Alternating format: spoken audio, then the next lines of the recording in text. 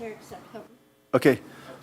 Okay, we're going to get this meeting started on July 27th of 2026 at 5:01 PM. Just confirming everyone's mic is on, please, for this part of the meeting, and I'm going to have a roll call, please. Councilmember Bracco. Here. Councilmember Klein. Here. Councilmember Fugazi. Here. Councilmember Hilton. Councilmember Marks. Here. Councilmember Ramirez. Here. Mayor Bozo. Here. Do you want to take it from here, my legal counsel? We're going to move into closed session. Yes, yes. Okay, typically, Andy We would don't read. We don't have to vote to go into the closed session because it's not litigation. This is employee unions. And so we only enter into the closed session after we take public comment on the closed session item. We close it, and then when you get into the closed session, then you vote, and that vote is reportable. Okay, so I'm looking for consensus that we're going into closed session. Everybody? All right. Open public comment. No public comment? Comment? No I have public no comment? speakers. Thank you. All right, let's move into closed session. Now you need Somebody- to take a vote.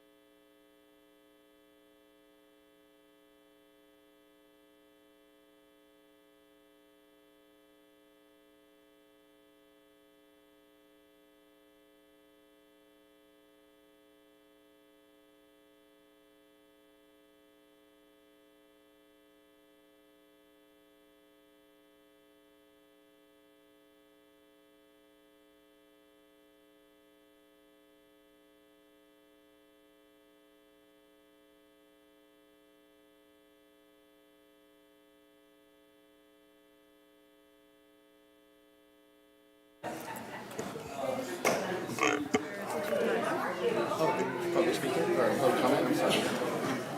Thank you, Kim. Perfect. Yeah, we are. Again. Yeah, thank you, yeah. Again, greetings, good to see you guys. Hello, how are you? Very good. Yeah, good to see you guys. Awesome.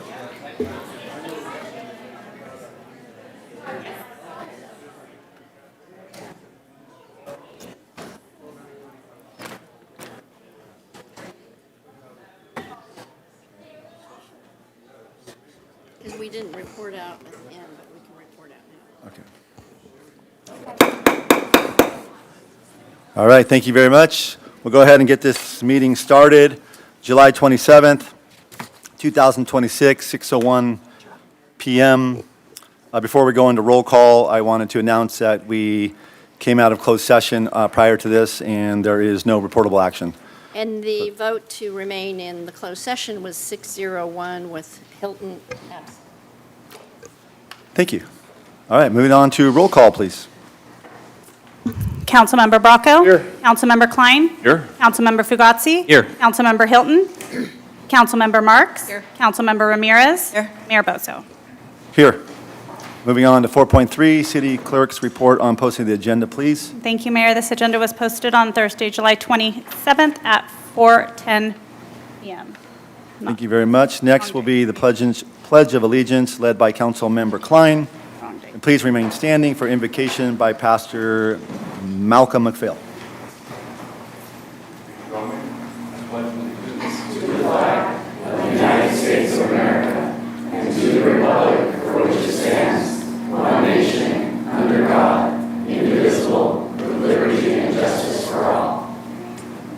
Please remain standing if you could for a moment.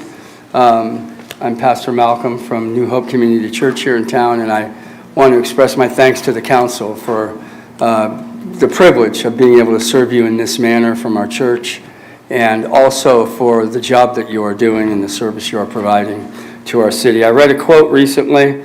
It says, "Great battles are won sometimes a little at a time." And you cover and hold very many battles in the pursuit of progress. And sometimes it's easy and sometimes it's hard. So thank you for staying the course, staying on mission, and accomplishing the work that you are called to do. May we pray? Lord, thank you so much for the privilege of being able to pray for our city and being able to pray for these council members. Lord, I pray that you would bless our city, that you would keep your hand upon our city and a hand of protection and watch over the gates of our community. Lord, I pray for our first responders, that you'll keep them safe, bring them home at the end of every watch, and touch our council members as they convene. Give them wisdom, give them guidance, and may they have the best interests of the city in mind in every decision they make. We thank you again for the privilege to serve our city and to serve this council. In your mighty name we pray. Amen and amen. All right, thank you. Thank you, Pastor McPhail. Moving on to item number 4.6, orders of the day. We are going to remove item 8.8 from the consent calendar, which is the approval of a partnership with Kaboom for the replacement of a Hannah playground at Los Alamos Veterans Park. Next item, 4.7, employee introductions. We'll start off with City Administrator Matt Morley to introduce Michael Horta and Derek Cray.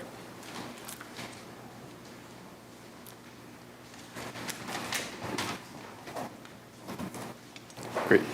Good afternoon or good evening. I get the great pleasure of introducing Michael Horta. Michael began with us on July 6th as our Human Resources Director.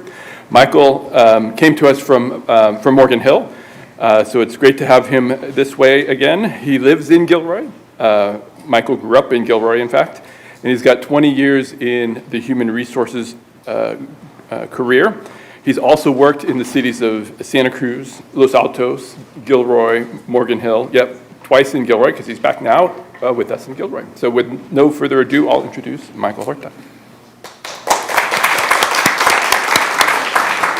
Well, good evening, everyone. My name is Mike Orta, as Matt mentioned. I'm really excited to be back in my community, but also serving you all as the new Human Resources Director. So thank you, Council, and thank you, City Administrator Matt Morley, for the opportunity. Thank you. Thank you, Michael. And rounding out our executive team so that we're fully staffed on the department head side,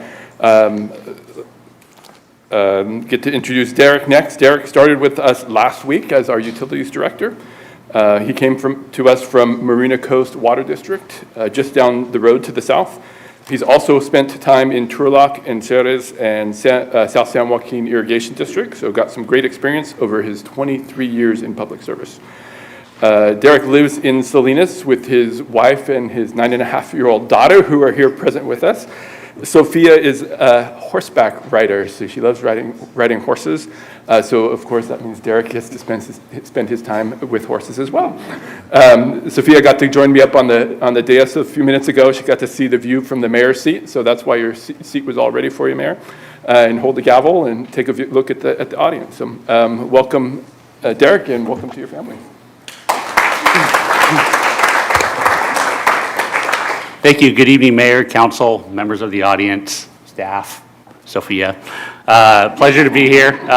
Really excited to be with Gilroy. I am a little jealous that Sophia's already sat in the mayor's chair before me, but just a great opportunity. I want to thank the City Administrator, Matt, and his council for the opportunity. I look forward to leading the Utilities Department, working with the dedicated staff here at the City of Gilroy and with the council. So thank you. Thank you. All right, next we will have Police Chief Brandon Sanchez to introduce 3 new employees, Juliana Tam, Jonathan Fernandez, and Giselle Rodriguez. Good evening, Chief Brandon Sanchez. I'd like to introduce Jonathan Arroyo first, if you can come up. Jonathan was born and raised in Watsonville and graduated from Watsonville High School in 2017. During high school, he participated in football, wrestling, and track and field. After graduating, he attended Hartnell Community College, where he studied criminal justice, while continuing to compete in track and field. Before beginning his career in law enforcement, he worked at Santa Cruz Beach Boardwalk in several different departments, including food service, ride operations, the bowling alley, and security. While working as a security officer, it gave him valuable experience in customer service, conflict resolution, professionalism, and responding to a variety of situations. Outside of work, Jonathan enjoys fishing with friends, hiking, walking his dog, spending time outdoors. He looks forward to serving this community and working alongside everyone as a detention service officer. Please welcome Jonathan Arroyo.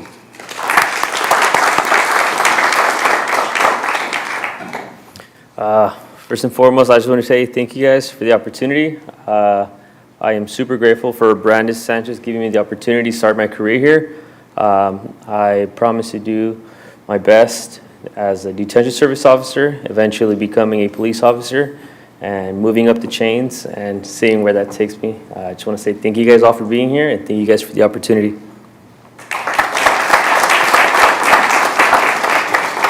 Next, I'd like to ask Juliana Tam to step up. Juliana was born in San Francisco and grew up in San Ramon. She has 1 brother and 2 cats. She received her BA in philosophy, specialized in law and society, with minors in business management and criminology at the University of California, Irvine. She went on to receive her MS in crime analysis at the Arizona State University. Juliana worked 1 year as a data annotation specialist at Tesla, working on full-service driving feature. She also spent 4 years as an analyst at Blue Shield of California, working on Affordable Care Act and Medicare programs. In her spare time, she enjoys cooking, eating, reading, going to the gym, running, karate, and being outdoors in nature, and spending time with family and friends. Please welcome Juliana Tam.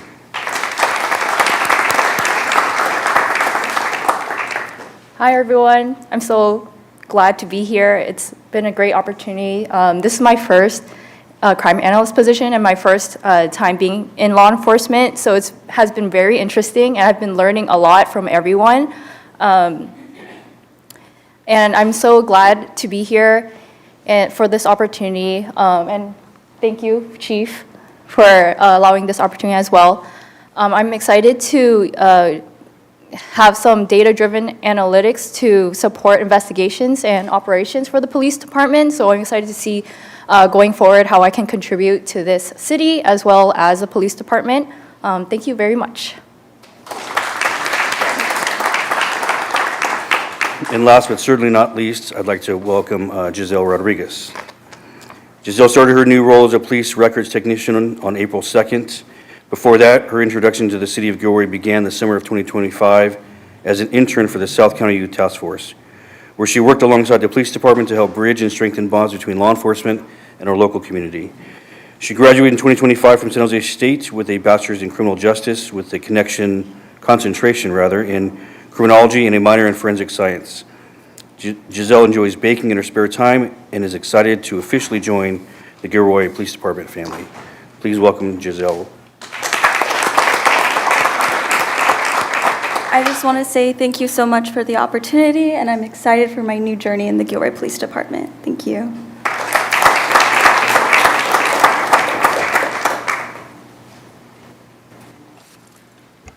Thank you, Chief. Moving on to Public Works Director John Dowdy. He will introduce new employee Victor Romo.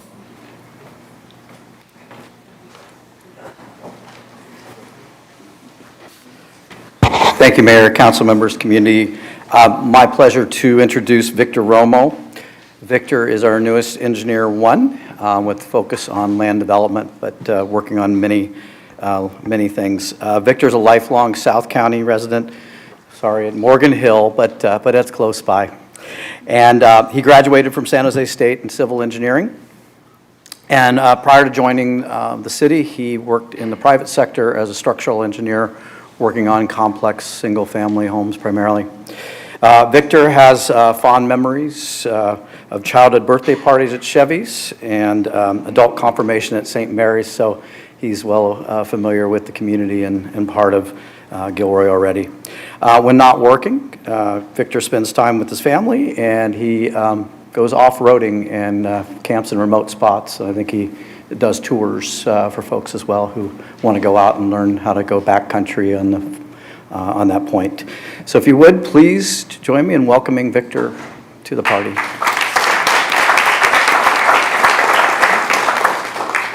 Hello, everybody. It's great being here, and I'm really looking forward to serving the city and the communities here in an engineering capacity. I'm very thankful that the department has given me this opportunity and this career change that I'm really looking forward to. So thank you all.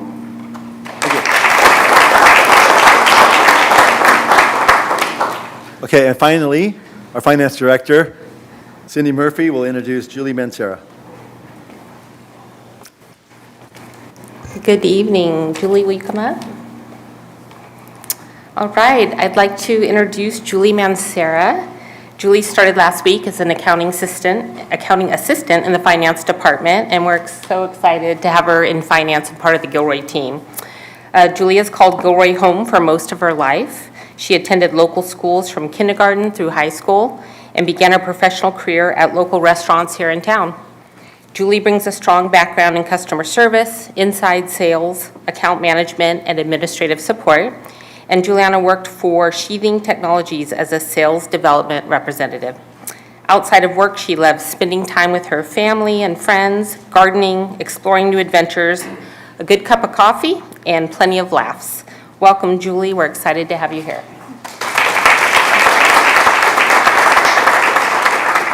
Good evening. I just want to thank the City of Gilroy as well as the City of Council for giving me the opportunity to be here. I am super excited to serve the community that helped raise me and shape me into the woman I am today. So thank you. Thank you very much. Thank you, Cindy, and thank you, Julie. Moving on to item number 5, we have one ceremonial items today, a proclamation which will be presented to Leanne McPhillips, our Human Resources Director.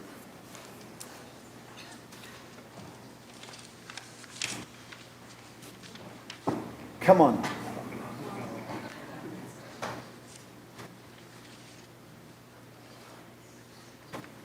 All right, come on. I didn't know about this. Good. Okay, so I have a City of Gilroy proclamation for our longtime an employee of City of Gilroy, Leanne McPhillips. So let me start it. Whereas Leanne McPhillips has honorably served the City of Gilroy for over 27 years, and whereas Leanne has served the city with dedication and distinction as Human Resources Director and Risk Manager and Assistant City Administrator. Leanne has also provided leadership over information technology, fleet, and facilities, and served as interim city clerk among many other responsibilities throughout her tenure. And whereas Leanne is a graduate of San Jose State University, where she earned a Bachelor of Science in Business Administration and a Master's of Public Administration. She further advanced her professional expertise by obtaining the Senior Professional in Human Resources and the IPMA Senior Certified Professional Certificates. And whereas Leanne also provided leadership and guidance to the City of Gilroy Personnel Commission and Youth Commission, reflecting her commitment to both the organization and the community. Whereas Leanne further advanced the human resources profession and local government through her service on numerous professional organizations and committees. She represented the Personnel and Employee Relations Department on the League of California Cities Public Safety Policy Committee, served on the California Public Employers Labor Relations Association Conference Planning Committee, was Vice President of the Local Agency Workers' Compensation Excess Committee, and participated in the Santa Clara County Human Resources Directors Group. Through these roles, she contributed to policy development, professional advancement, and collaboration amongst public agencies throughout California. And whereas Leanne provided leadership within the city organization by serving as chair of the Accident Review Board and Safety Committee, while also contributing her time as a member of the Employee Appreciation Committee. And whereas Leanne skillfully managed the City of Gilroy's risk management and workers' compensation programs, overseeing complex claims, ensuring regulatory compliance, coordinating with key stakeholders, and implementing strategies to mitigate organizational risk. And whereas Leanne successfully guided labor negotiations, strengthened recruitment and workforce development efforts, and helped ensure employees and the tools, training, and support needed to succeed. Her contributions have helped shape the organization, strengthen its workforce, and establish practices that will continue to benefit the city and its employees for years to come. And whereas Leanne's enduring legacy, knowledge, guidance, friendship, and steady presence will be deeply missed by colleagues and employees across the organization. Leanne retired from the City of Gilroy on December 30th, 2025, and looks forward to a well-earned retirement spent with family, traveling, relaxing, and enjoying many fishing adventures. Now, therefore, I, Greg Bozo, Mayor of the City of Gilroy, and on behalf of the City Council, the citizens, and employees of Gilroy, join in thanking Leanne McPhillips for her years of service and commitment to the City of Gilroy, and wish her well in her retirement for years to come. Congratulations. Now you get to speak in Pontoon.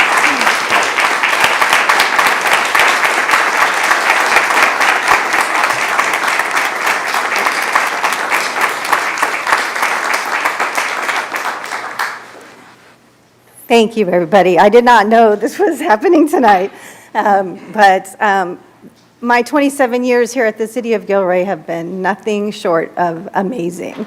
I have had such a wonderful time working here. For those of you who are just starting your careers, this is a great place to work, and you are going to love your time here. It's hard to step away, but when you get to 36 years in the public sector, it's time. And so passing the torch on to my friend Michael Horta to take over. And so it's just it's a bittersweet time. I got to thank my team. Angelica, stand up. Jason, stand up. Alyssa, stand up.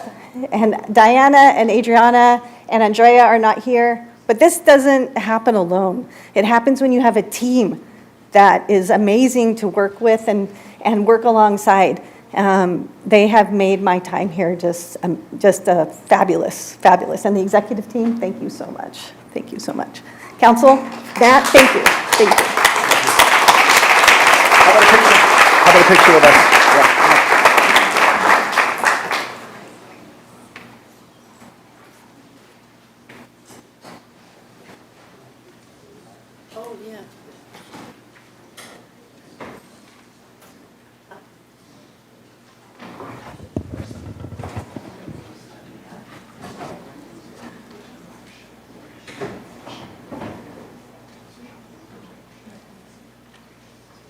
Yeah, just wait just a little bit. Leanne, scoot that way. Yep, good. Stay there. You're good. You're good. All right. Ready? 1, 2, 3. I'm gonna take a couple more. 1, 2, 3. All right, we're good. Thank you. Stay to the left.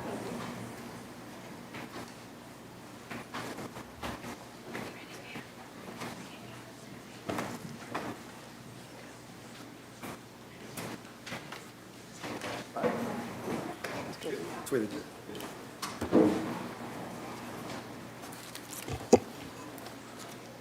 Okay, moving on to item number 6, presentation to council. We have, the next is public comment. I'm going to go a little bit longer tonight because we are beginning a new era of public comment procedures in the city of Gilroy, which means that we'll be going digital. So I want to read something that I probably will doing over the next few meetings, just so people are aware that there are some new ways that we're doing public comment at the city of Gilroy. So public comment by members of the public. This is the time for public comment by members of the public on items not on the agenda, but within the subject matter jurisdiction of the city council. The portion of the meeting is reserved for persons desiring to address the council on matters within the Gilroy City Council's jurisdiction, but not on the agenda. Persons wishing to address the council in person are requested to complete a speaker's card located near the city clerk and handed to the city clerk. Persons wishing to address the council virtually, and this is what's new, are requested to raise their virtual hand.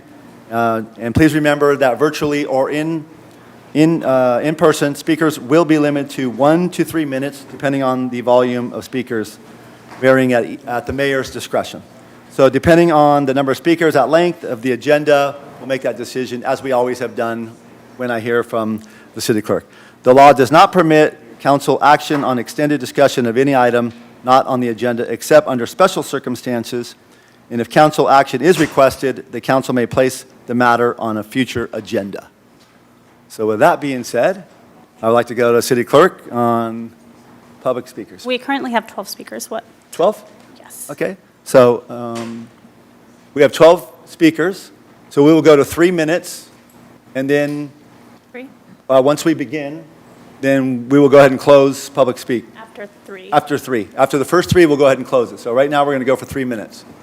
So please feel free to call the first 3. Charlene, followed by Georgine and Susan. Right. Yeah.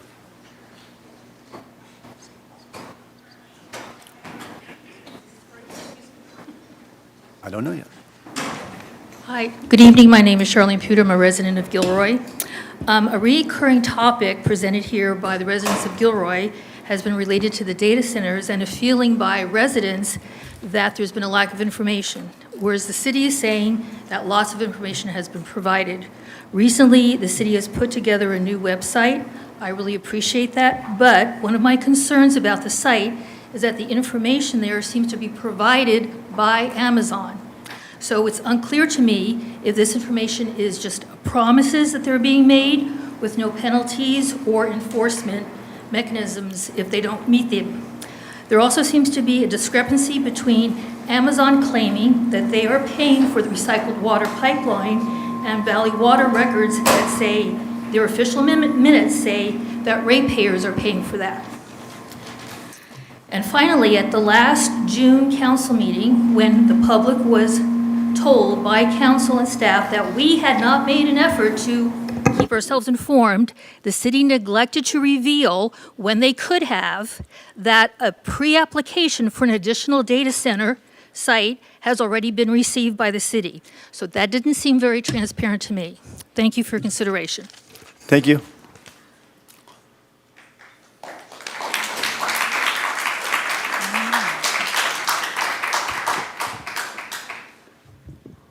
So ironically, there's an item on the agenda later tonight, and as you guys have known in the past, when we do public comment, that the decorum of this council room is to refrain from clapping.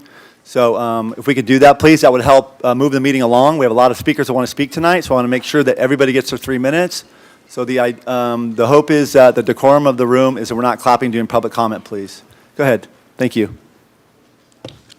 Good evening. My name is Georgine Scott Kodiga, Americans for Transparency. This comment isn't about a specific agenda item. It's about something more basic, how the public is supposed to have dialogue with this council. In recent months, I've submitted detailed, carefully researched written materials to this council, letters, comparisons of ordinances from other cities, analysis specifically tailored to Gilroy's own municipal code on matters including the largest development project in this city's history. Hours of research so this council can make informed decisions. I have received in most cases no response, not a courtesy notice of received or a thank you for your submission or I'll review it, absolutely nothing on several occasions. I find it extremely troubling that when the community comes together to try to have a dialogue with the city council members about important issues in the proper venue, the council's response is to cut time to 1 minute and now to place a decorum policy on the consent calendar where absent someone in this room asking that it be pulled, it would have passed with a single vote and no individual discussion. Respect goes both ways. The council demands courtesy and respect, yet it appears to be one-sided unless someone can explain how failing to respond to the public is respectful or courteous. What troubles me the most, beyond the disrespect or lack of courtesy, is when the public brings forward research and council either dismisses it or fails to acknowledge it, then turns and asks staff or city attorney to explain the research, what the research already answered. That's not a criticism of any individual, it's just a genuine question about the process. If the public does the work of researching an issue and puts it in writing so council has time to review it in advance, and that work goes unread, then the public input isn't actually being used. It's being collected and set aside.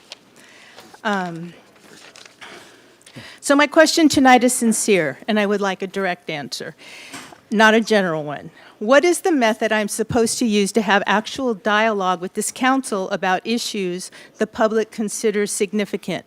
If it isn't written letters and it isn't phone calls, what is it? And I'd like to know, honestly, is this how the council treats all the public input, or does responsiveness depend on the topic? I recognize every council member's time is limited, but acknowledging a letter or returning a call takes less than a minute. When that doesn't happen consistently and specifically on the issues this community has told you matter the most, it sends a message, whether or not it's intended, that the public input is welcomed in word but not in practice. I'm asking respectfully and directly for council to tell the I want us to engage with you. That's it. Thank you. Thank you. Okay. Thank you. So, as I mentioned before, we are instituting some new policies and a really loud new bell, apparently. So, thank you very much. We're going to go on to the third speaker. Kim, call the speakers, please. Call the speakers. Yeah. Susan, followed by Ron and Armando.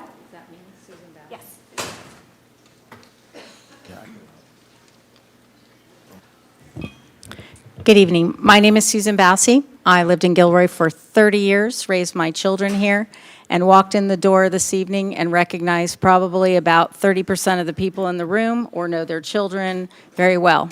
In the interest of full disclosure, Tom Klein and I conspired post 9/11 to remove Malcolm from church on Sunday, and we flew on a plane with him to Las Vegas, and we were not struck down. So we are still here, and he is a city council member now. I left Gilroy in 2010 and moved to Los Gatos with my 2 remaining children who were finishing school through Los Gatos schools. And I began publishing my Out and About, which was a magazine printed in the community, and did it to the north for the Silicon Valley community. I then, in 2017, attained training as an investigative reporter. I'm a member of Investigative Reporters and Editors. I cover the police, I cover local government, and I cover the courts. I came to Gilroy in the beginning of July because I'm investigating the costs that taxpayers will pay related to a public records lawsuit involving our police department. I want to say that I'm investigating the lawyers who the city contracts with. I have an intimate knowledge of Jolie Houston and her law firm's conduct related to public records based on their representation of the city of Los Altos. I specialize in covering domestic violence cases, and Jolie Houston has had a problem with how she has handled that and legal advice to the city of Los Altos, which ended up funding a nonprofit known as Women SV. One of the 53 Jane Does I initially reported on was from Gilroy, and I've done extensive reporting on that nonprofit and the funds and how it moved through it. I want to say that when I came to ask for the behest payment records from the city, that the city is not complying with public access laws.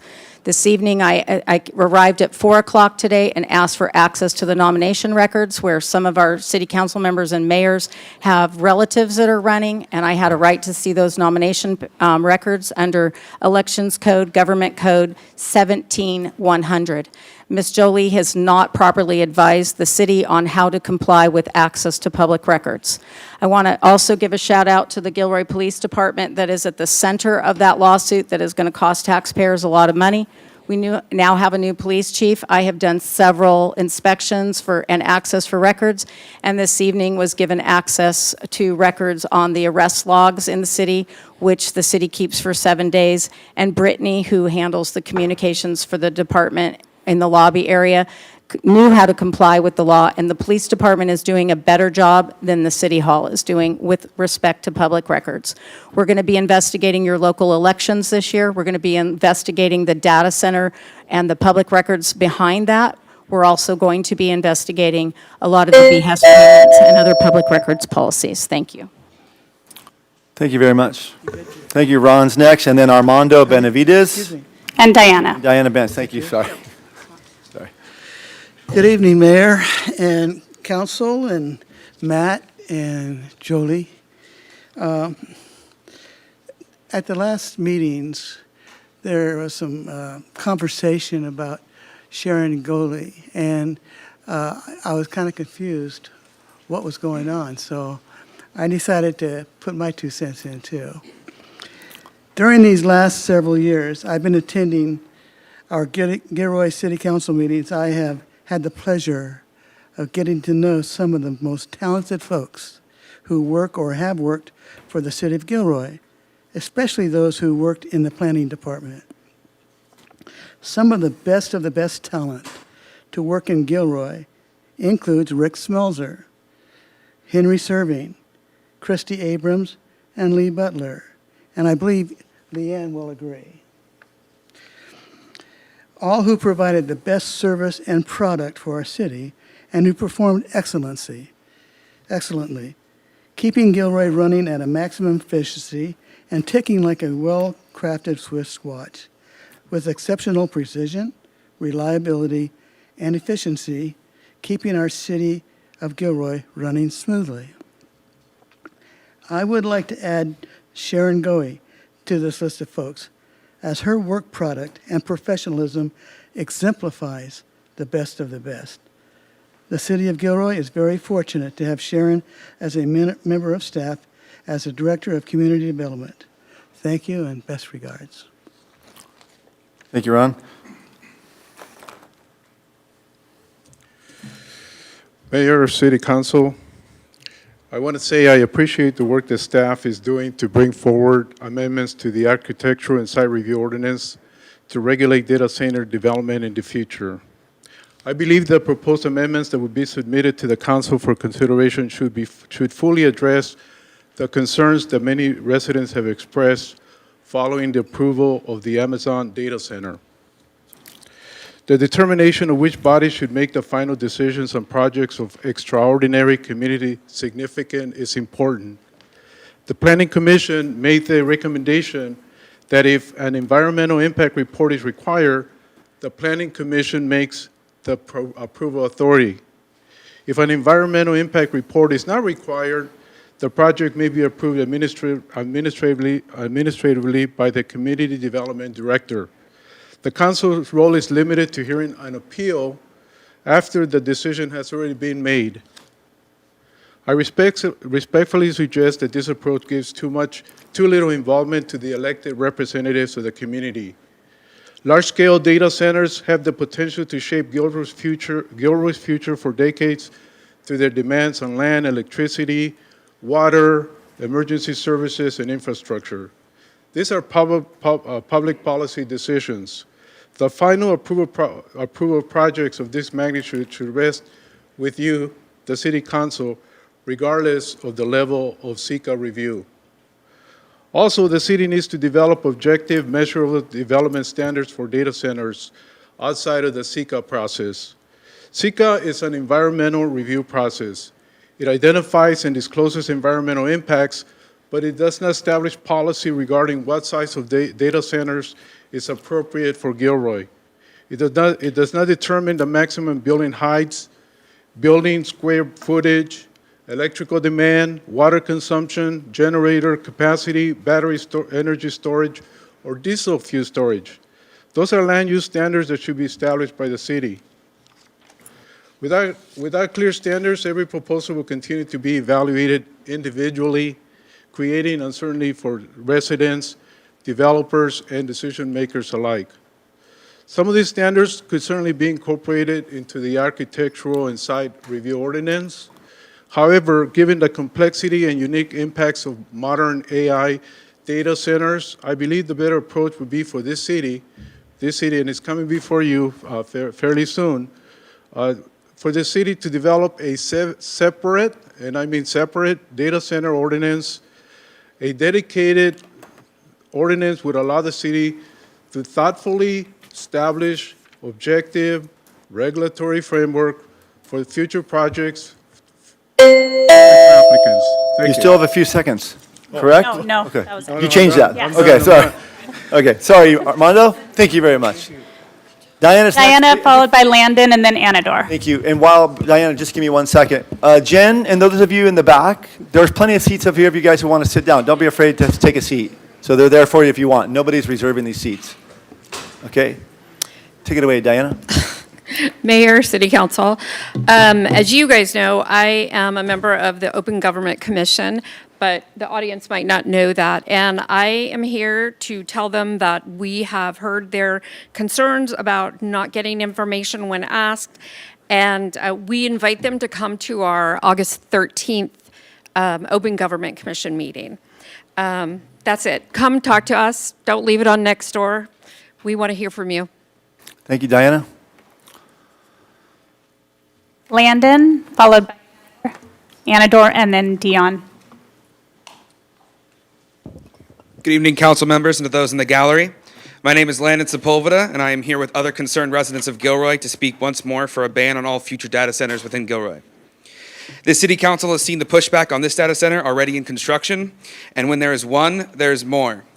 Already, Amazon has another site in the works here in Gilroy, showing that this is not another one-off incident. You have heard the pleas of the people who have voted for you, the people who trust you to look out for them, the people who hoped you'd warn them about projects like these. All of them doing this for over 6 months now. With November coming up, it is time you show that you are listening, not only by passing more transparency for projects like this, but placing a moratorium on all future data centers. Thank you. Thank you, Landon. After Anador, it's Dion, and then Michelle Nelson. Hi, good evening, Mayor, council members, staff. I am here one more time to request a moratorium in the short term and then a updated ordinance to address new data centers. And Armando took a lot of my talking points as far as us needing to develop standards. One item I wanted to add to it, one of the standards that I think we need to add to any future ordinance is consequences, like how are we going to enforce any of the items that are listed, that these are actually taking place. And one of the things is a decommissioning bond. What happens to a facility that if the occupant decides at some point that the business is not there and they're just abandoning it? Will the city of Gilroy and the taxpayers then be responsible for decommissioning the project and what's sort of left of building. But anyway, I'm hoping that you consider looking at doing an ordinance, because clearly your community is asking for it. And I really appreciate you giving us all 3 minutes, because cutting down speakers' time from 3 minutes to 1 and kind of robbing them of 2/3 of their time gives very much the impression that you're not interested in what the community has to say. Right? And I know you're just trying to keep the meeting a little bit more reasonable, but it translates into community members, your constituents not being heard. And I think that's one of the big issues right now.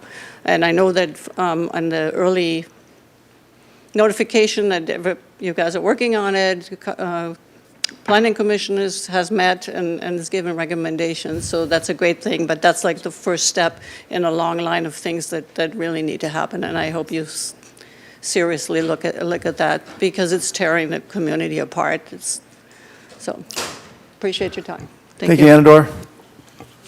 Dion, followed by Michelle Nelson, and then Connie Rogers.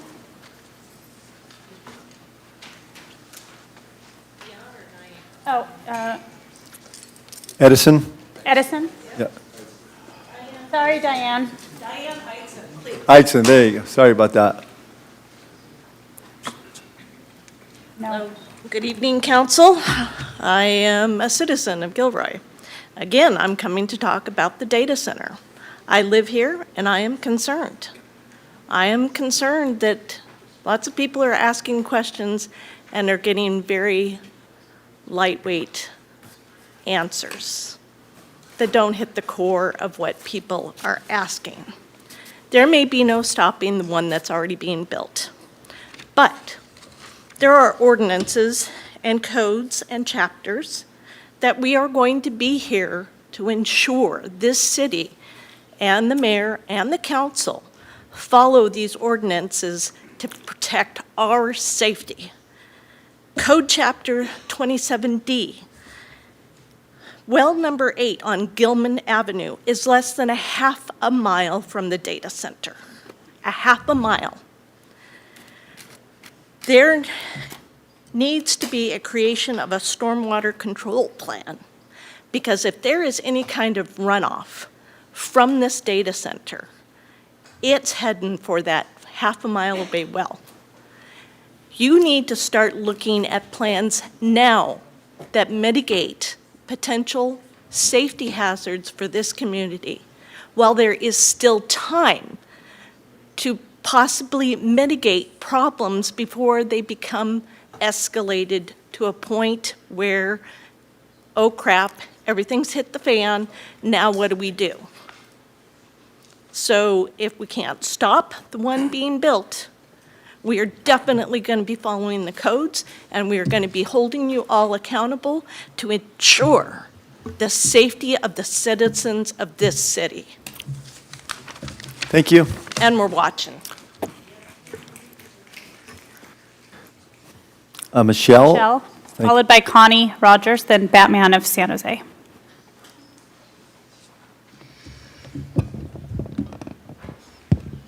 Good evening. I was here before. I can't compete with Batman, but I'll do my best. I attended the Planning Commission meeting earlier, and I was very impressed with the dialogue that they were having with each other. And now I have an idea about what they feel about the data center. The attorney tried to keep it focused on the process for approving projects that trigger an EIR, but it ultimately drifted to conversations around the data center.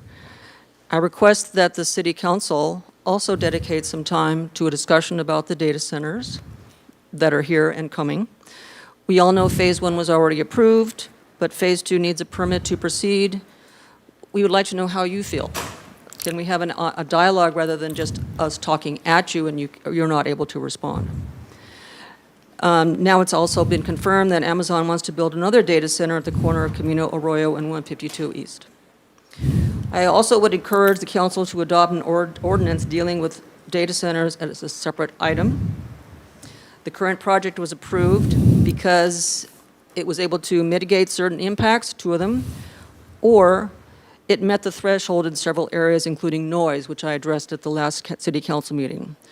The threshold for Gilroy is 60 decibels, And as I mentioned at the June 15th meeting, the EPA recommends a day-night sound of no greater than 45 decibels for indoors and no greater than 55 decibels for outdoors. This level also does not take into account tonal noise or low-frequency sound waves, which can go around barriers. I believe it would be prudent to have the developer conduct a noise study that takes this into account. Even with that, I'd like to play for you what I recorded on my phone. I visited 2 data centers in San Jose, plus a battery storage facility. Visited a data center in Santa Clara next to a substation. Actually, both had substations. This does not include the low frequencies, so just take a listen. And I was standing next to the battery storage facility, but I also heard it from maybe a distance from here to Church Street, to give you an idea. And it was about in the mid-60 range for decibels, which is over and above the threshold for Gilroy.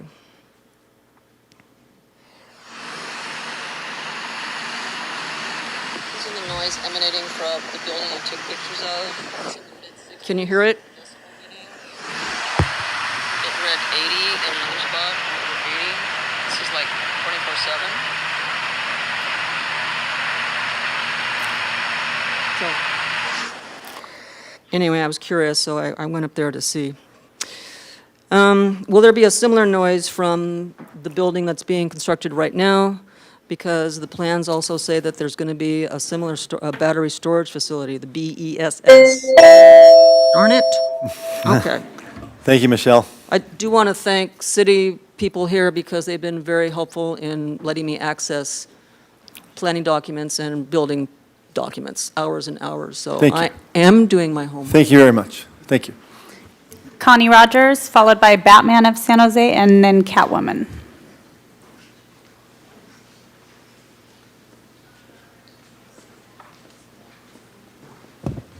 Good evening, council members. I've been in your position. I know it's not easy to be there. But I want to confirm that the public is very upset. You can tell by the people that have shown up here tonight. And they feel very left out of the decision-making process. You know, we all were taught about we the people, and you are our representatives, so we would like you to understand why the public is so upset. We don't want any more data centers. One is going to be more than we wanted in the first place. We certainly don't want the second one. We also, at a minimum, would like our 1981 ordinance updated because it's 40 years behind the time.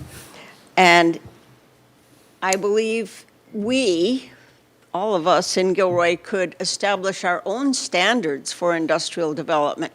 They're actually starting to do this in the city of San Jose at the request of 4 council people and the mayor. So if they can do it, we can do it. It would be a long process and would need to be a thorough process. But Gilroy should have its own standards for what we want in industrial development, not what any particular company thinks is right for their bottom line. Thank you. Thank you, Connie. Batman of San Jose, Catwoman, and then Britt Smith.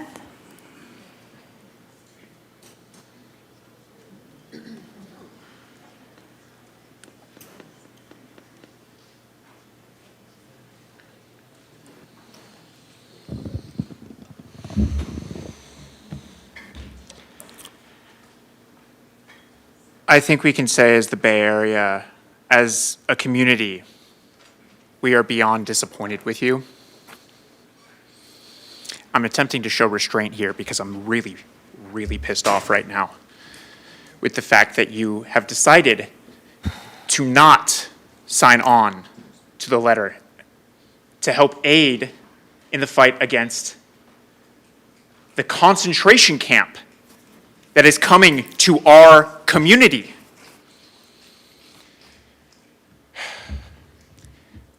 the fact that you have not even looked into it, that you're not putting it on the agenda, is fucking ridiculous. That's not the decorum that we're looking for in this room. So Sorry. please watch your language. Very ridiculous. Yeah, please watch. Thank you very much. Thank you. Have Thank you. every single reason to fight for your Hispanic population. It's over 58%. It's fucking Google's right. Can you Excuse watch me. your language, Sorry. please, in the room? No. Please watch your language. I would like you to actually do your job. I want you to show up, put it on the agenda, and fight for your community. I know that you guys do a Bible verse at the beginning of every city council meeting. That's great. You know, I was raised Catholic.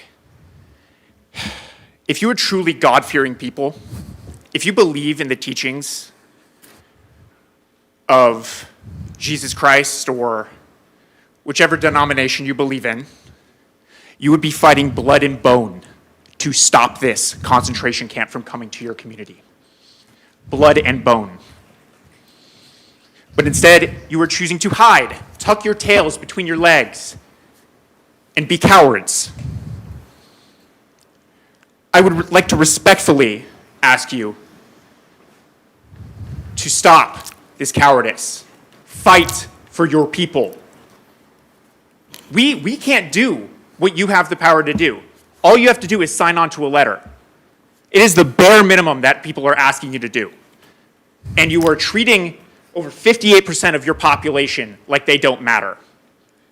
And not just your population, San Jose, Santa Clara, the rest of the, Bay Area. This building will not just affect your community, but all communities in the Bay Area. So respectfully, do your job and stop being a Judas. Next is Catwoman, please.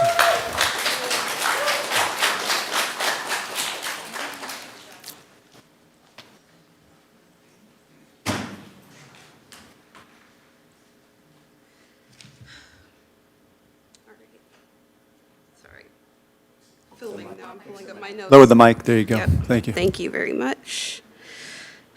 All right, I'm ready. When discussing your decision to not sign on to the amicus brief, Mayor Bozo, you said, and I quote, "Right now, we are going to focus on what Gilroy has on its plate, trying to meet all the needs of Gilroy." This is an exact quote from the article I pulled up in your response, specifically talking about the decision not to sign on to the amicus brief. You also stated that we do not have the money, resources, or manpower to be able to handle the lawsuit. But I don't particularly see that as an excuse to stop at the resolution. I see that as all the more reason to fight tooth and nail with what resources we do have, because this is a life or death situation. Batman already said it. Over half the population of Gilroy is Hispanic. Black and brown lives matter, and to say that this is not an issue on Gilroy's plate, when I hear that, I'm forced to think you think my life does not matter. You think the life of the Hispanic community here in Gilroy does not matter. The hands that labor and grow our garlic, which we're known for, among other things, just don't seem to be human hands to you. They seem to be laboring hands that you can extract for labor. Have you ever heard of ICE Air? Concentration camps, yes, but these are also disappearing camps. People are being moved about, not deported to their home countries. They are being moved left and right to this country and to other countries that didn't ask for it, in a system that mimics chattel slavery, that mimics human trafficking. We are living through an extremely dark time in this country's history. This moment in history will be talked about. And where do you want your place in local history to go? You can do more. Among other things that don't even include signing on to the amicus brief, you can establish a no staging policy, ban ICE from using public parks, resources, and buildings. You can deny infrastructure support, and it won't cost you a penny. Refuse to grant utility hookups and municipal aid to the Whole Squaw Road facility immediately. This needs to be on the agenda. There's no excuse for this to not be on the agenda. And it shows that you don't care about our safety, that it's not even a matter of discussion for this council. Strengthen security and sanctuary protections. Formally prohibit the local police from collaborating with ICE. These are all things you can do that don't even include the lawsuit. Consider it, talk about it, or we'll be forced to think that you're just ignoring us. Thank you very much. Next is Britt, followed by Juliet, and then Jonathan. Britt, followed by Juliet, and then Jonathan. Thank you so much. Good evening. My name is Britt Smith, and I'm an organizer with Stop Gilroy Data Center Now. Like many people in 2026, I find out what's going on locally through social media. Aside from being a generational cliche, I am also professionally in social media marketing and communications. So a core of our community's demands have really kind of come back to transparency and communication.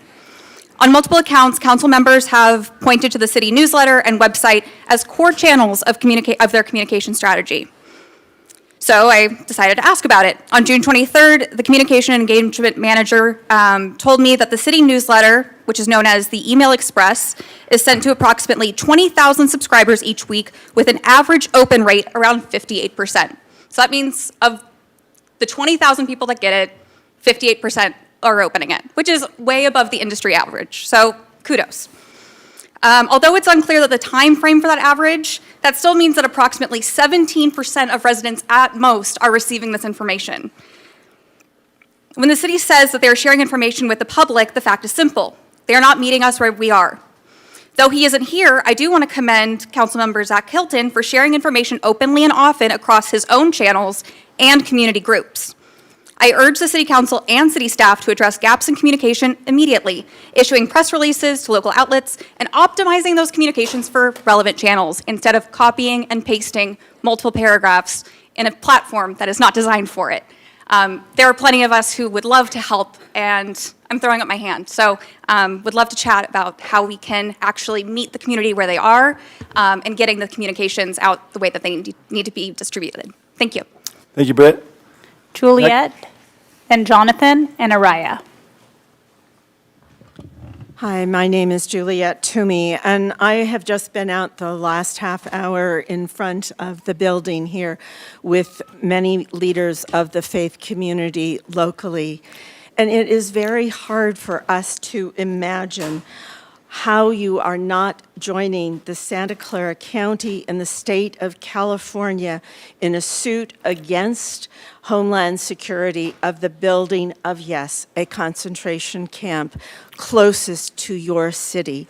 We implore you to bring it onto your agenda, to have a full discussion of it, and we implore you to act, to join that struggle to protect more than 50% of your community in the same way that I hope you protect the rest against the data centers. These are not unlinked. They both are going to harm the common good of this city. Thank you. Jonathan. Jonathan? Yeah, thank you, Jonathan. Hello, Council. Sorry, put this a little higher. So my name is Jonathan. I'm a high school student and a civil rights activist here in Santa Clara County. And today I am here to let it be known that we, the youth, are highly object the proposed Gilroy Detention Center. As a high school student, something as simple as sitting in a classroom becomes very difficult when a constant feeling of paranoia lingers throughout the classroom. We have all seen the horrendous actions that have occurred throughout the country in places like LA, Minneapolis, and more. And we cannot let that happen here. Currently, we haven't been targeted because the nearest detention center is about 200 miles away, but this could change in a matter of time. Studies prove that after a detention center is built, ICE activity increases. So an ICE facility here would give ICE a gateway to target our communities. We find it very hypocritical that the council claims to support our hardworking families, yet chooses to not join the legal battle. We highly urge the council to show their solidarity with the community by joining the lawsuit. They say money talks, so let's talk money. In 2025, the Gilroy Unified School District received about $6.7 million in federal funding. To put that into perspective, the Department of Homeland Security secured a $26.5 million lease for this project, meaning they care more about targeting our neighbors than educating our students. We should prioritize, I don't know about you guys, but I personally think, as a student, I think, this is my belief here, we should prioritize the education of our students instead of building ICE facilities that terrorize our communities. Furthermore, we cannot ignore the hypocrisy of claiming to protect immigrant families while allowing a 438,500 square foot Amazon data center to be built in our backyard without public oversight. Data centers are a core part of the massive tech infrastructure that fuels ICE's data tracking and deportation pipeline, and we will not stand for it. ICE detention centers are places of horrible conditions.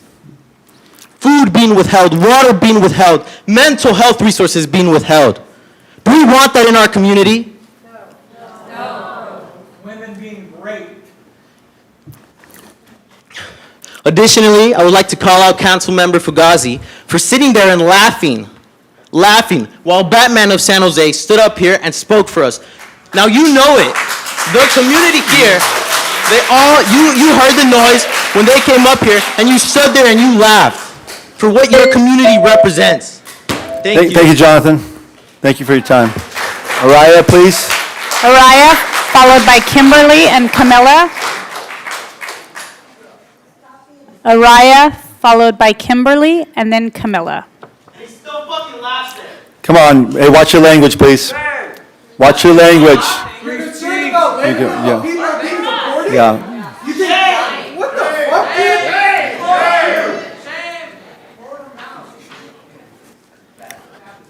You want to move on to the next speaker? Go ahead. My name is Aria. I'm a teacher. And I'm profoundly disturbed to see a council appear unmoved by the content of these conversations, by the content of the conditions that the community of Gilroy, the community of the Bay Area is facing. What side of history do you see, what do you want to be on? Do you look back at Japanese internment camps? Do you look back at the Holocaust? And do you ask yourselves, what were people doing at that time? How did they let this happen? Do you look at the housing crisis? Do you look at our polluted community and planet? And do you ask yourselves, who let this happen? Who landed us with these circumstances? And here you are, politicians, elected representatives, and it is your job to shape the history. Do you have kids? Do you have kids in your life? Who elected you? What are you handing to them? Your community needs to be brought along. And the message is loud and clear. The community of Gilroy and the Bay Area does not stand for data centers, does not stand for actions taken behind their backs with serious environmental concerns, with profound humanitarian concerns, does not stand for that.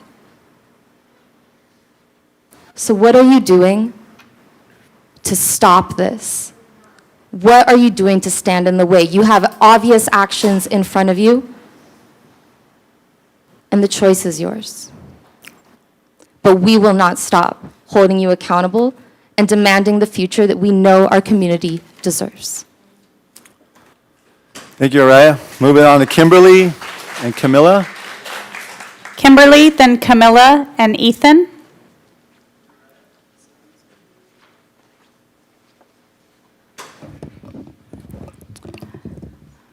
Hello, my name is Kimberly. Yes, others have mentioned already a number of cities across not only the Bay, but just our general region, Central Coast, including Monterey, Marin, Santa Cruz, have voted to take a firm stance against this detention center, the ICE detention center.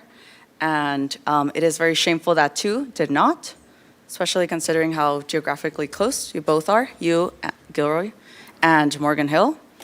And so, yeah, I just do want to express my deep disappointment in all of you. And I do believe there was, a resolution signed. I think that that's insufficient. To say that's all that is needed is to bend the knee. And I say don't bend the knee. In addition, Amazon Web Services, they do benefit from this, obviously the data center, but just anyone detained in the ICE facility. And so, yeah, don't let them get their way. They profit off of creating profiles, surveillance profiles from local, state, federal databases. And they're not just targeting immigrants or undocumented folks, they're targeting anyone who looks like maybe they're not from here or they are immigrants. And so, yeah, don't continue to bend the knee and listen to your constituents. Thank you. Thank you, Kimberly. Camilla, then Ethan.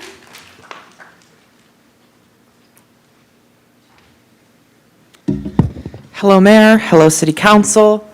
I know that it is definitely frustrating for you guys to have to deal with people not following the decorum, but it goes to show how unheard the community feels, that they feel like they have to swear and shout and clap for people because they feel like the council has not done anything for them. I think you all know that over the last few months, most public comments at City Council meetings have been about either ICE or data centers. It's an important issue to the community very clearly, especially judging by the reception to Batman and then Jonathan. I know that there was a symbolic resolution that was signed against ICE, but that is not enough. Please, please join the amicus brief, because if you don't stand up and then the pause ends, because the pause that is currently there is only temporary, what will you do when the pause is over? You've already shown us that you have not done anything now, so who will be there to fight for us? I also will ask you to please work towards a moratorium or a complete ban on further data centers.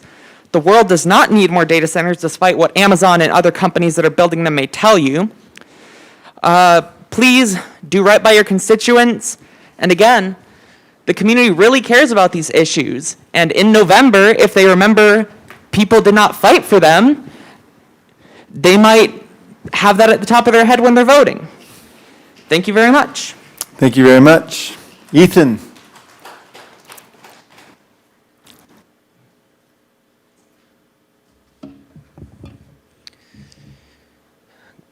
Good evening. My name is Ethan Bowe. I'm currently a resident of San Juan Bautista, California, though I grew up here in Gilroy with my father, Brian Bowe, who some here may have known. I'm here to speak about both the AI data center and the ICE facility that are currently being constructed in the city or near it. As you've heard over and over, both of these facilities represent a danger to our communities, and frankly, they are against the democratic wishes of this community and several communities in the area. I organize with individuals as far south as San Luis Obispo who are concerned about the ICE facility and the implications it could have on their community that far away. Let alone the ones that are here or closer. As you've heard over and over, the current actions that the council has taken or not taken are frankly unacceptable. There seems to be a desire to dismiss the concerns or propagandize against the concerns of your constituency rather than try to meet them in the middle or reach even something resembling a compromise. I don't see any efforts to take these concerns seriously from this council. Not signing on to the amicus brief for the lawsuit it's baffling, frankly. I don't understand. That's the bare minimum, and this council could not even do that much. Neither of these facilities are a benefit to this community in any way. They don't represent economic growth or some sort of law and order. They're only a harm. Only a harm to our neighbors, only a harm to this community and all the surrounding communities. I would ask that the council consider a moratorium or outright ban on any data centers or battery facilities. I'd also ask that they work diligently to either mitigate or completely stop the building or use of the ICE concentration camp that's being built currently, or at least take actions to institute. No, you're good. Keep going. No staging laws against ICE. The community here agrees with all of these things. These are the democratic wishes of your community, and I hope that you will listen and really consider and take action on what the democratic wishes of your constituency are. And I'm proud of everyone here for showing up and organizing, and I hope that you don't get discouraged. Thank you, Ethan. So now we're going to go. I have one speaker on Zoom, Dash Shield. I will go ahead and give you permission to speak.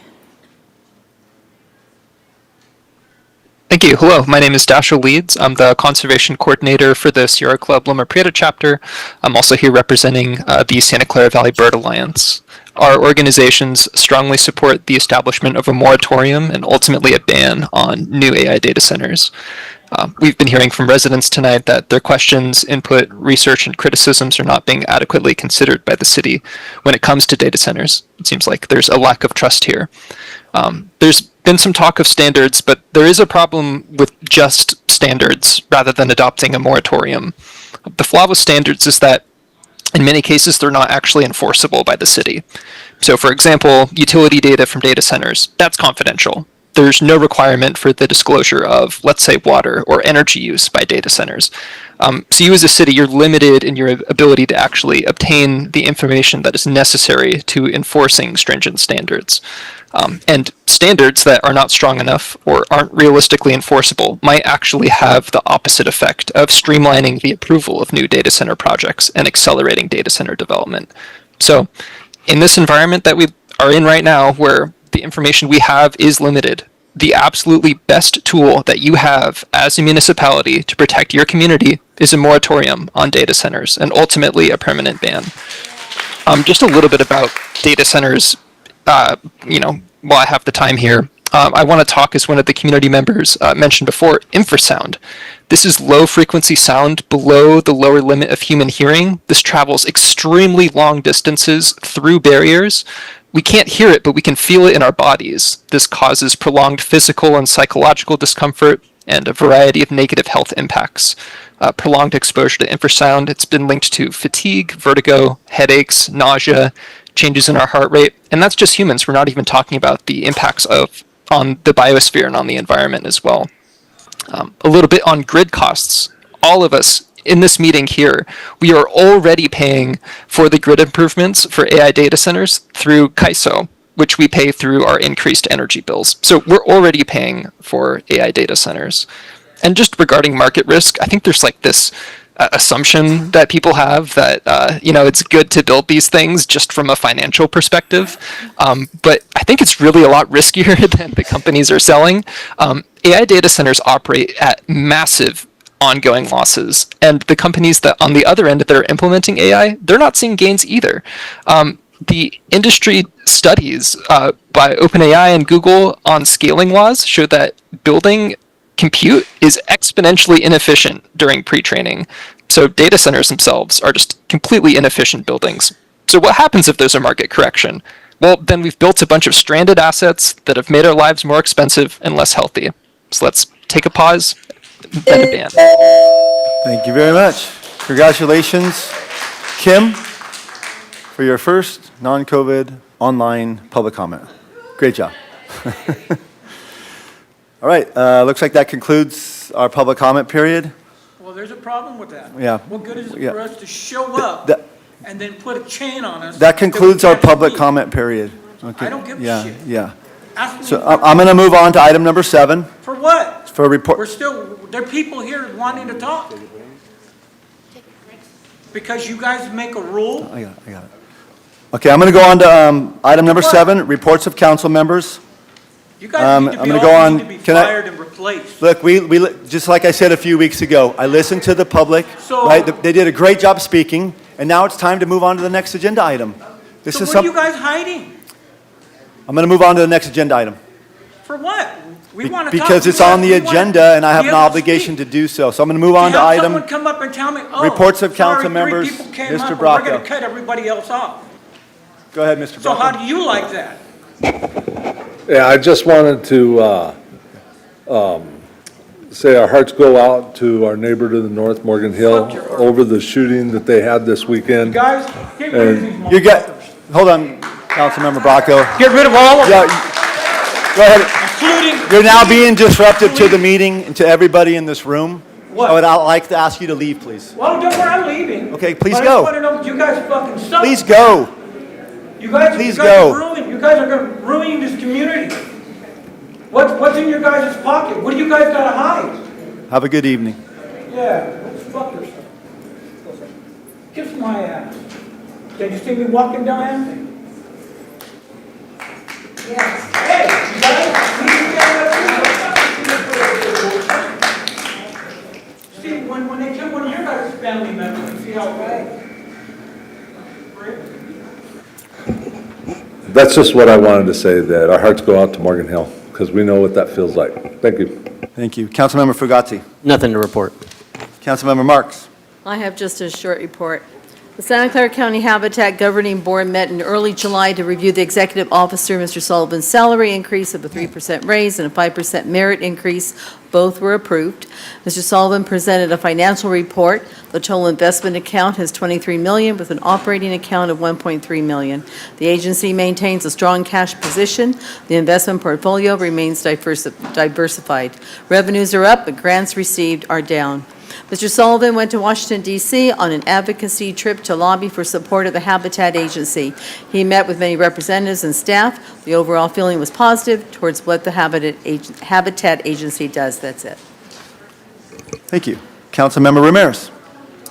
Yeah, just real quick, I'd like to do a shout out to Downtown Business Association. Their Thursday music live events have been well attended.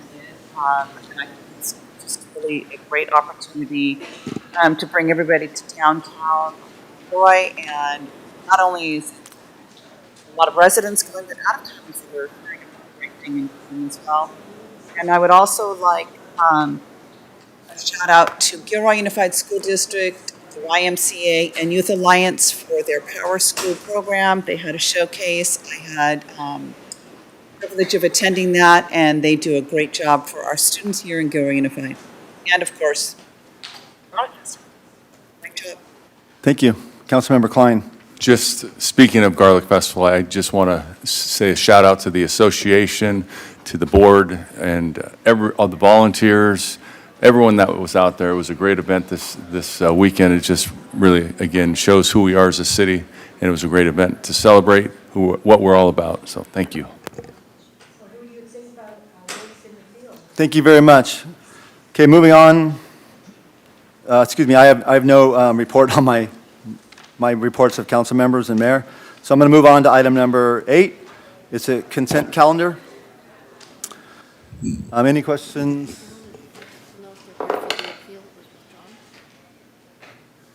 I'm sorry. My agenda has it, but there's not. Should we say the appeal was withdrawn? Yeah. Sorry. Okay, sorry about that. Okay, moving on to the consent calendar. Any questions from council? Any public comment? Yes, I have two speakers, Georgine and then Mary Yates.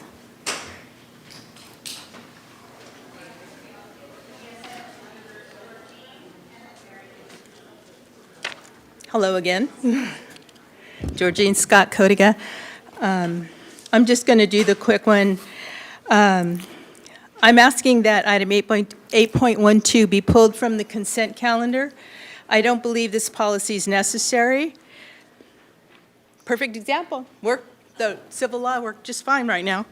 The city already controls the mute button for the remote participants, so I'd like to know what problem 6.4's ban on clapping and noise actually solves that muting doesn't. This also arrives right after public opposition to data center and ICE facility. I'm asking you, the council, to say on the record whether that's connected. And if this moves forward at all, it should only be after real public input and with the same clear written procedures for enforcement that this policy demands of us. I sent you each clarification on all that, so hopefully you'll read it. It's not very long. Thank you. Thank you. Mary?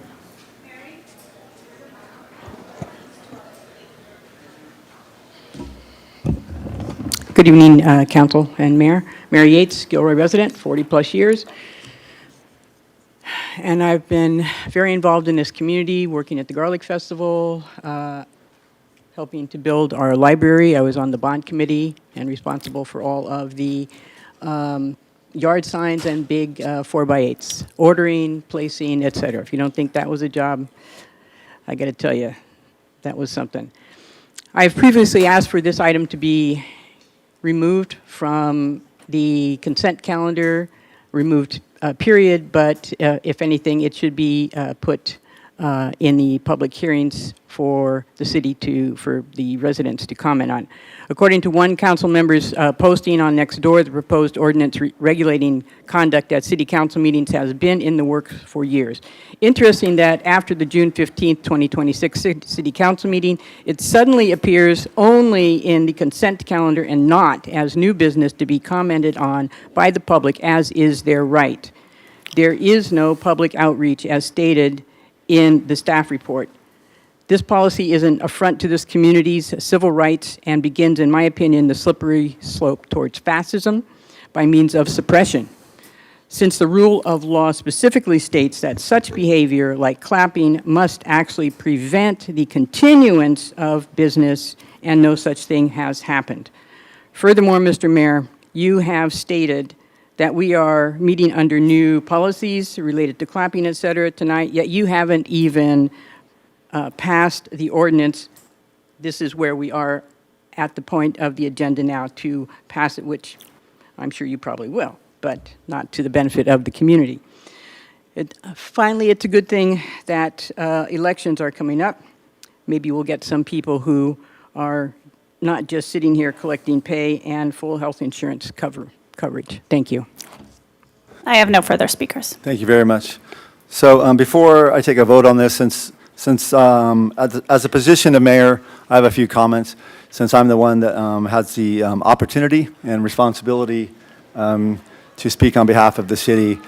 I understand the concern from the community that this idea of clapping is something that we're trying to eliminate in this room completely, and that's not something we're trying to do. The goal of the policy is to make sure that unintentional intimidation, right? So I want to say that clearly. Not intentional intimidation. I want to say unintentional intimidation by a well-intended group that might have on a small group of people part of the public. It's not about how council feels, right? As you can see, we ran for this office that sometimes it's uncomfortable for us, but I do have a responsibility for the people in this room to be comfortable and for others to follow decorum. And so I assure you, as I've said before, I know you guys have seen me talk about this idea of clapping before. There are plenty of opportunities that we should be clapping in this room, but when there's also public comment going on, this is really about during public comment, is that when there's a large group of people that feel really, really passionate about something, there also may be a few people or young people or new people that would be intimidated by that. And this is something that I know it would be, for some folks, they would want really, really, really clear guidelines. And look, maybe down the road, that's something we can talk about one-on-one in this community for people who want that. I have no problem having that conversation at all. But This is why I'm going to support it, and then additionally, I will say publicly, this is not something that has gotten put on the agenda just because of recent dialogue in this community. Our Open Government Committee has been talking about some of the changes that we can do to these policies for a very long time. They've invited you to their meetings. This has been going on since post-COVID. So those are my comments, and with that being said, I'll entertain a motion to approve the consent calendars. I'll make that motion. 8.1, thank you, through A second. 8.12, excluding item 8.8. As a reminder, we took that out. And it sounds like I have a motion from Councilmember Fugazi and a second from Councilmember Bracco, and a second from Councilmember Klein. Roll call, please. Councilmember Bracco? Yes. Councilmember Klein? Yes. Councilmember Fugazi? Yes. Councilmember Marks? Yes. Councilmember Ramirez? Yes. Mayor Bozo? Yes, the motion passes 6-0. Thank you very much. Moving on to item 9.1, bids and proposals. Award a 3-year contract to Advance Integration and Controls with the option to extend for 2 additional 1-year periods for a total contract amount of $450,000 for water and wastewater SCADA control systems, integration, and support request services. Staff report, please.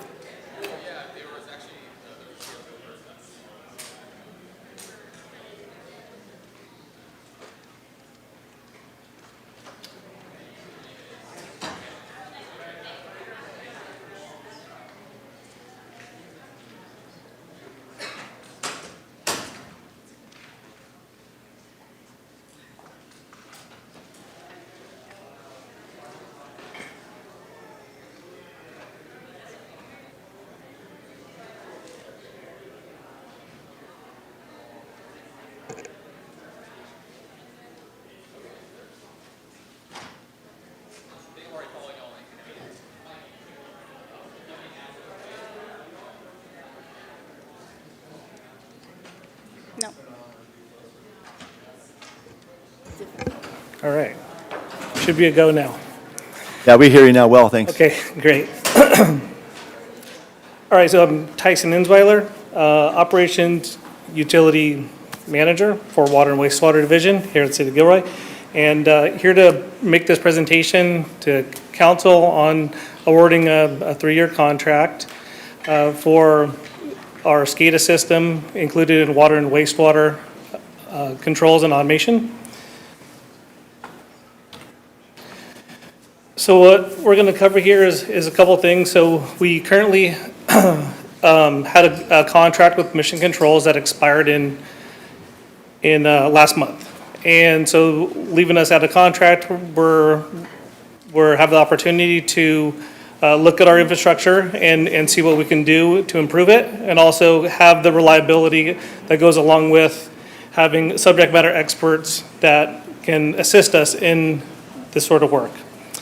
And this requires specialized ongoing support with these subject matter experts that, excuse me, that we went through the RFP process. We sent out the bid, and AIC was the contracted company that scored the highest. And based on what we found, awarding a 3-year contract at the total amount of $450,000 was appropriate. And so once again, 3-year term for this contract was what we're asking for, with the option to extend that after that 3-year period for an additional 1-year extensions over 2 years. So in 2016, this original contract with Mission Controls came to fruition, and they've been supporting our infrastructure since then. In June, the contract did expire, and we went out to bid with the RFP process. It was a competitive bid. We had 5 proposals through qualified firms. AIC scoring the highest. They're out of Sacramento is one of their closest facilities that they'd be supporting us. One aspect is having that 24-hour support in this contract. It's important to us to have ongoing support since our water and wastewater delivery is 24/7. We scored these firms on a specific criteria based on approach, their qualifications, how close they are to the city of Gilroy for that fast response time. And ultimately, cost is important to us and how we can perform at the highest level, being that, cost effectiveness is important to us here at the city. And AIC is the one that was really, like I said, really competitive, but AIC is delivered upon that. So I want to talk about SCADA. So SCADA might be a little unfamiliar to some in water and wastewater terminologies. We have kind of a specific language. So I want to talk about that a little bit. So SCADA, Supervisory Control and Data Acquisition. It really automates how we deliver water and wastewater from the wells that we have, that extracting the water out of the aquifer, to pumping it and delivering it to customers and storing it and creating the adequate pressure with our storage tanks.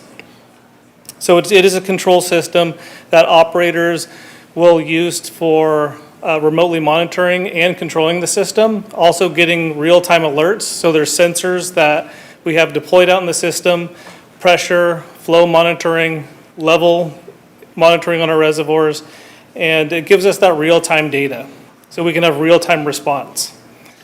That data flows over a communication network through radio antennas and microwave communication, and the operators can view this here at our headquarters and control, monitor, respond accordingly. They can also, give specific commands based on any issues that may occur, have early detection of system faults before something may occur out in the system. So we asked to award the contract for $450,000 over a 3-year term to AIC, the city administrator to execute that agreement, and then in addition to have 2 future 1-year extensions added to that 3-year contract. One of the fiscal impacts to the $450,000 is being funded out of the water and wastewater funds, 700 and 705, and I'll just want to open it up to any comments or questions you guys may have. Sure. Thank you very much for your very first report. Thank you. Yeah, I know, as you can tell. You did good. No, you did great. Huh? Good Thank job. you. Any questions from council at this point in time? None? Any public comment? I have no speakers. All right. I'm going to bring it back and get right to it. So I have a motion by Councilmember Fugazzi. Second. And a second by Councilmember Marks. And let me read this out. We're going to do them all 3 together, so give me a moment here. Award a 3-year contract to advance integration and controls for a total amount not to exceed $450,000 with the option to extend 2 additional 1-year terms for water and wastewater SCADA control systems, integration and support request services, and authorize the city administrator to execute the contract and all associated documents, and authorize the city administrator to execute up to 2 subsequent 1-year contract amendments, subject to review recommendation by the Utilities Director. Roll call, please. Councilmember Bracco? Yes. Councilmember Klein? Yes. Councilmember Fugazzi? Yes. Councilmember Marks? Yes. Councilmember Ramirez? Mayor Bosso? Yes, motion passes 6-0. Thank you very much, Tyson. Moving on to number 10.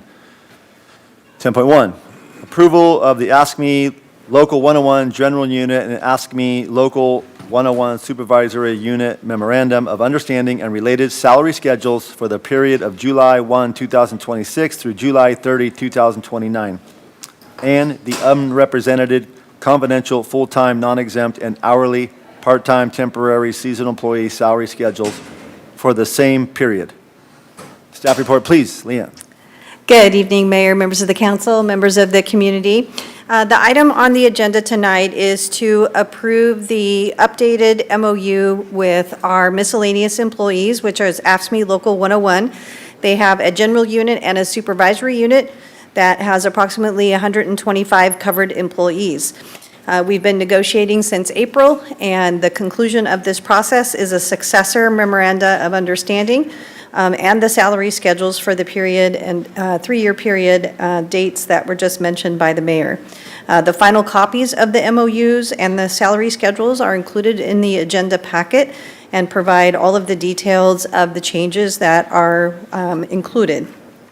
The MOUs have been reviewed by representatives of the bargaining unit, and as you can see with the copies that are in the agenda packet, they've been signed off by members of the bargaining unit, so they are in final form, ready for approval. The main areas of change to the labor contracts are that they're a 3-year term, so they will run through June 30th of 2029. Salary increases of 3.8% beginning July 1, 2026, 3.7% beginning July 1, 2027, and 3% beginning July 1, 2028. There's also an agreement to complete a total compensation study for AFSCME classifications by December 31st, 2028, and the purpose of that is to inform successor negotiations for the period beginning July 1, 2029. So that study would provide data to be considered in the next MOU period that comes up. There's an increase to the medical and dental insurance premiums by 5% each calendar year. There's also a cap on the amount of medical in lieu pay for those employees who waive medical insurance. There's a realignment of the certificate pay program for our public works operations and utility operations employees to reflect the reorganization and establishment of new sections with the utilities department. We also had some new job descriptions that were included in the process, and then there's a variety of other minor cleanup items and minor clarification items within the MOU. The same salary and benefit increases are applicable to our unrepresented confidential non-exempt employees, and the pay rate increases are also applicable to our unrepresented part-time, temporary, seasonal, at-will employees. So the fiscal year cost for these changes, for fiscal year 27, the MOU and salary resolution changes are estimated to be about $655,000. 62% of that is borne by the general fund and 38% by other funds. In fiscal year 28, cost is about $712,000, and in fiscal year 29, $690,000. And this includes for all 3 groups. The fiscal year 27 costs will be absorbed within the fiscal year 27 budget, and the 28 and 29 costs will be incorporated into our next biennial budget process. Following council approval of the new MOUs and salary schedules, the final MOUs will be signed by the city representatives and implemented per the terms and the timing indicated within the MOUs and the salary resolutions. Going through the negotiations process is a time-consuming process that involves a lot of people. I wanted to thank the members of the AFSCME bargaining team for their professionalism throughout the process, John Schaus, John Sousa, Susana Ramirez, and Carol McEwen.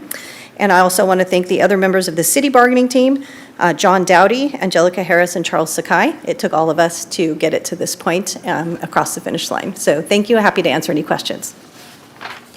Questions for Leanne? None? Public comment? I have no speakers. Okay, I'm going to entertain 4 different motions here. I'll start with the first one. Approve the memorandum of understanding with AFSCME Local 101 General Unit and AFSCME Local 101 Supervisory Unit for the period of July 1, 2026 through June 30, 2029. Motion.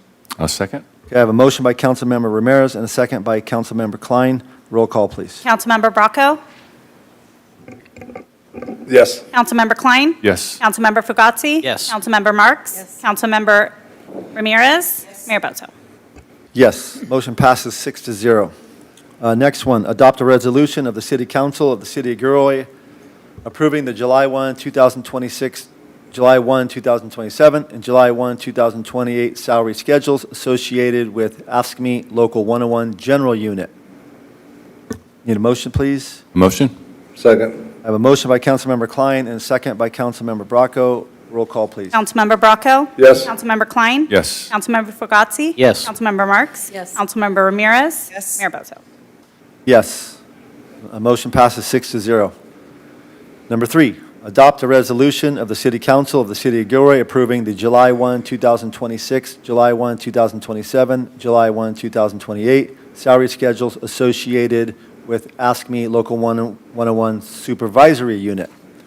I need a motion. So moved.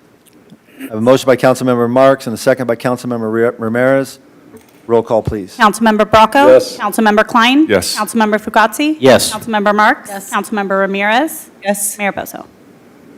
Yes, motion passes 6-0.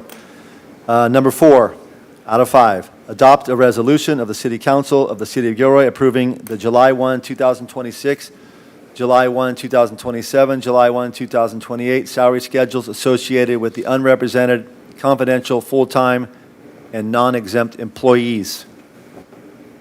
Motion, please. So moved. Second. Got a motion by Councilmember Bracco and a second by Councilmember Ramirez. Roll call, please. Councilmember Bracco? Yes. Councilmember Klein? Yes. Councilmember Fugazi? Yes. Councilmember Marks? Yes. Councilmember Ramirez? Yes. Mayor Bozo? Yes, motion passes 6-0. And finally, adopt a resolution of the City Council of the City of Gilroy approving the July 1, 2026, July 1, 2027, July 1, 2028 salary schedules associated with the unrepresented hourly, part-time, temporary, and seasonal employees. Motion? Got a motion by Councilmember Klein Second. and a second by Councilmember Marks. Roll call, please. Councilmember Bracco? Yes. Councilmember Klein? Yes. Councilmember Fugazi? Yes. Councilmember Marks? Yes. Councilmember Ramirez? Yes. Mayor Bozo? Yes, motion passes 6-0. Thank you, everybody. That was a long one. Moving on to item number 11, City Administrator's Report.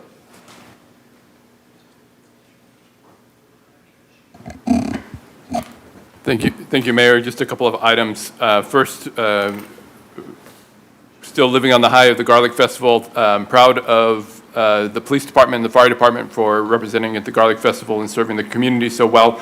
Not often that the police department gets more photo ops than the fire department. That was certainly the case this weekend. Also, there were a number of city employees that volunteered at the Garlic Festival on their own time for their own organizations, so we wanted to acknowledge that as well.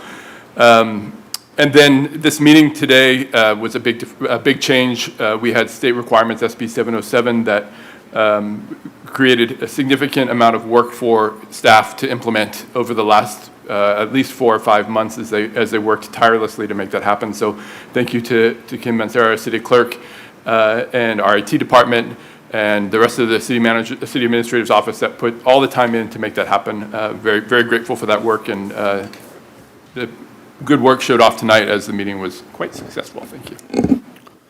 Thank you very much, City Administrator. Excuse me, City Attorney? No report. Okay. Thank you very much. With that, moving on to item number 13, which is adjournment at 7:43 p.m. Thank you.